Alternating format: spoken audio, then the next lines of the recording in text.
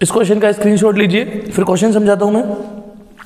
Question दे रखा है कि एक hollow charge metal sphere of radius are.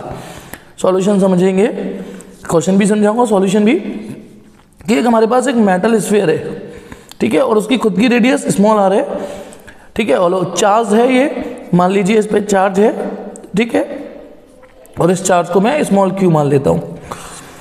If the potential difference between its surface and at a distance of 3r, एक point और ले लीजिए जो इससे 3r की दूरी पर है, 3r दूरी पर सेंटर से, माना इस पॉइंट का नाम P है और इस पॉइंट का नाम मैं S दे देता हूं। S एक सरफेस पर पॉइंट है, P एक 3r डिस्टेंस पर पॉइंट है। तो वो कह रहा है इन दोनों पॉइंटों का जो पोटेंशियल डिफरेंस है, देखो एक बार language, if the potential difference between its surface यानी surface and at a distance 3r यानी Vs, यानी Vs माने potential at surface minus potential at point P। ये कौन सा पॉइंट है? Potential at surface. ये कौन सा पॉइंट है? पोटेंशियल एट P, जो कि 3r दूरी पर है। इस V, यदि ये V हो, then the electric field at a distance 3r।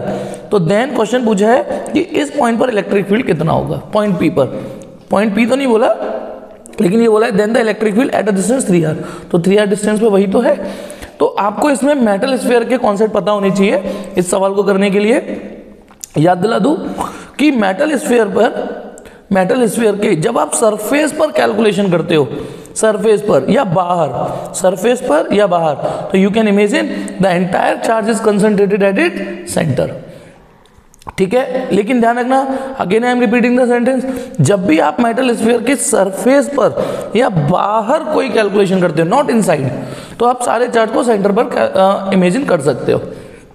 बाकी और भी मेटल स्फीयर की थ्योरीज हैं, वो क्वेश्चन टू क्वेश्चन में बताता चला जाऊंगा। फिलहाल इस क्वेश्चन में इतने का, इस कॉन्सेप्ट से काम चल जाएगा। तो बताइए, पॉइंट एस पर यदि हम पोटेंशियल निकालते, ये तो गिवन है बेटा, ये गिवन है, ठीक है। अब बताइए, यदि हम पॉइंट एस पर किसी भी कंडक्टर के सरफेस पर या सरफेस से बाहर जो पोटेंशियल का फॉर्मूला हम जनरली यूज करते हैं वो KQ/R यूज करते हैं।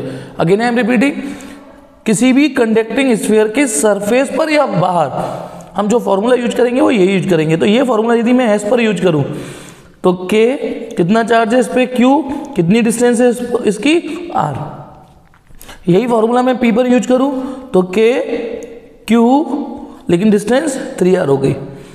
हम Vs हमने अपने तरीके से निकाला, हमने अपने तरीके से Vp निकाला, तो इसका जो पोटेंशियल डिफरेंस हुआ हम यदि निकालें Vs माइनस Vp तो KQ/R माइनस KQ/3R।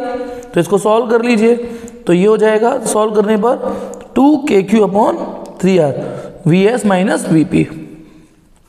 ये हमारे हिसाब से हुआ। ये वैल्यू V दे रखी है, इसको V लिख दूं फिर, ये सवाल में 2/3 KQ/R। This is equation first. अब ये तो क्वेश्चन ने जो गिवन दिया था वो हमने यूज कर लिया। अब यदि मुझे इस पॉइंट पर इलेक्ट्रिक फील्ड निकालना है तो मैंने भी क्या बोला, the entire charge can be assumed to be at its centre if we are going to calculate electric field and electric potential just outside the और आउटसाइड द कंडक्टिंग स्फीयर। तो बताना इलेक्ट्रिक फील्ड एट P पे निकालें हम, जो कि question में required है। तो पॉइंट P पे फॉर्मूला लग जाएगा KQ/R स्क्वायर का। तो Q कितना है, Q, लेकिन डिस्टेंस यहां से यहां तक की R नहीं 3R है, तो उसका स्क्वायर करोगे तो 3R स्क्वायर, जो कि आ जाएगा KQ/9R स्क्वायर। तो ये इलेक्ट्रिक फील्ड आ गया। लेकिन अब हमें उसे ऑप्शन के थ्रू जनरेट करना है, आंसर ऑप्शन में से बनाना है।